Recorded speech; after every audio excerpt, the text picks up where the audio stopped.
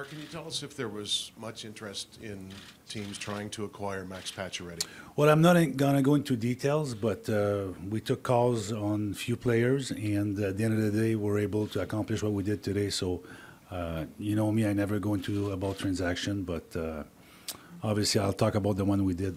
Is there anything that you wanted to do that you thought you might be able to do that you couldn't? Not really. I mean, if you see today, in the last couple of days, most of the time it's UFAs and players at certain position, depth players. So that's what happened today. And across the league, there was not really, maybe one or two really hockey deals. And other than that, it was based on those needs.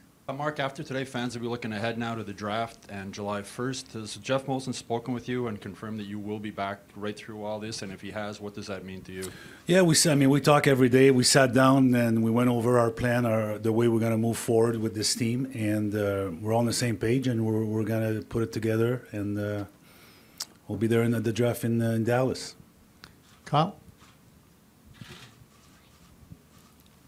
Marc, we consider the Buchanan's trade and Shea Weber being shut down for the season, and playoffs don't appear to be a reality for this group this season. For a Habs fan that woke up this morning to that reality, where do you look to that suggests there are, I guess, brighter days on the horizon for this hockey club?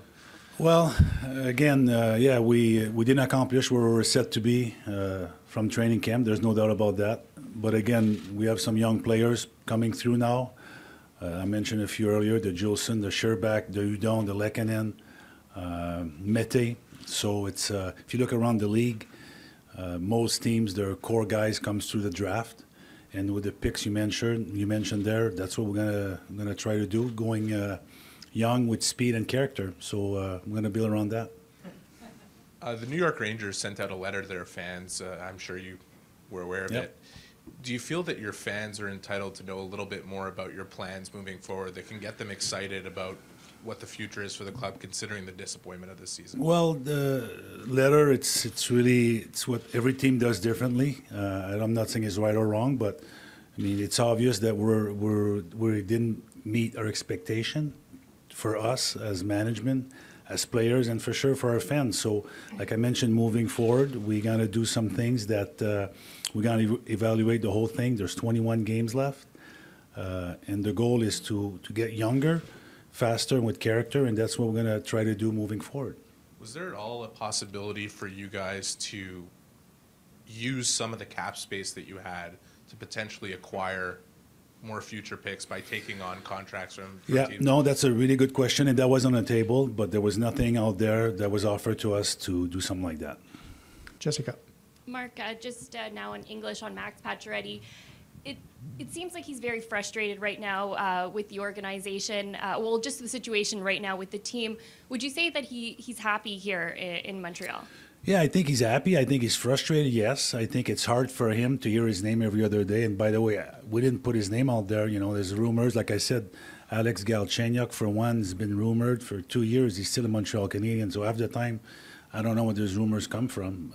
So he's a player that cares, Max, and he takes it to heart, and the affect his play this year. But I hope the last 21 games, he'll be back to the Max that we know. How would you in the conversations you had with other GMs, how would you describe the non-rental market in the last week, couple hour, days?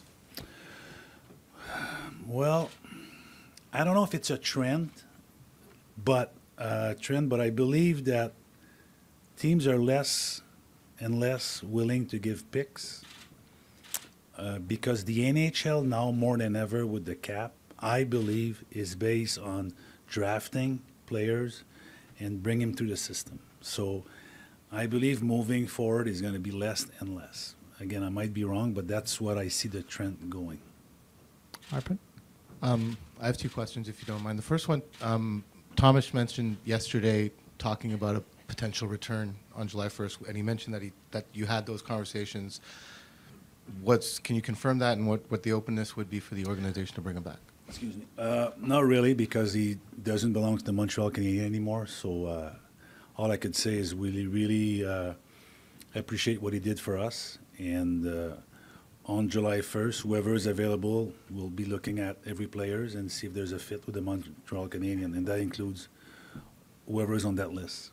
And further, I mean, I think the reason why Max's name came out is because on July 1st you can potentially sign him to an extension. And so can you provide any clarity as to what your intentions are with him this summer, because his contract is up a year and a half from now? Well, I can't confirm today because it's still a long ways, but he's done a lot here. He's a goal scorer, and goal scoring is at a premium in this league. So we'll have to look closely where we are, when we get near July 1st.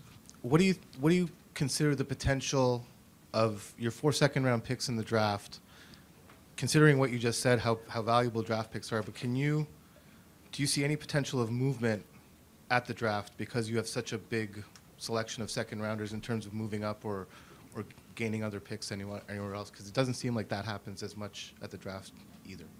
No, teams are not big on moving up either. So, it's way too early to answer that question. I mean, those questions usually happen at the table on the floor. So, you've seen teams in the past that move up, and the same players available, the pick they would have. So, history shows there's less and less of that. I wanted to ask you about Mike Riley. You didn't give up much to get him, but I think when he came out of University of Minnesota, he was fairly sought after. What do you think his future can be? He's a good skater, still young. At 24, didn't play a lot of NHL experience, so he's still in a chance to play. And if you look at Minnesota with Brodin and Suter on the left side, I thought he became expendable for them. So the term used, he's not a slam dunk, but he has a chance, and that's what we hope for him.